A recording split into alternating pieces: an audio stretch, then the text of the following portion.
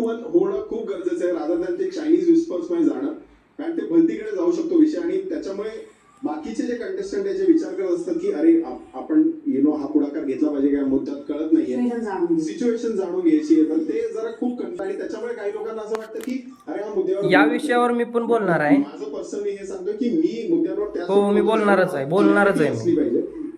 जो पूर्ण केओस होत असतो घरात ज्या मुद्द्यावर बोलत असतात, तर ते मला असं वाटतं या घरात नाही झालं पाहिजे. कारण तुम्ही हा विषय काढला राशनचा, आठवड्याच्या पहिल्या दिवशी हा विषय झाला आणि आता वीकेंडवर पण डिस्कस होतो. म्हणजे एखादा विषय किती ताणला जातोय. हो, तेच आहे ना. कारण काय की क्लॅरिटी नाहीये. हो, राईट. दोन लोक बोलतायत आणि बोलणारच आहे मी या विषयावर. इथं कोण चुकीचं वागतंय आणि कोण खरं वागतंय आता मला सांगा. मी तर 8 वाजल्यापासून आता 11 वाजले, तर 11 वाजेपर्यंत हा कार्यक्रम बघत बसलो, डबल कार्यक्रम बघतोय. का तर किती क्लॅरिटी, काय म्हणजे काय चाललंय, काय समज नाहीच मला. थोडक्यात घरातल्यांचं जे रेशन होतं ते संपलं. मग रोशन आणि विशाल यांनी प्रभू यांच्या बेड मधून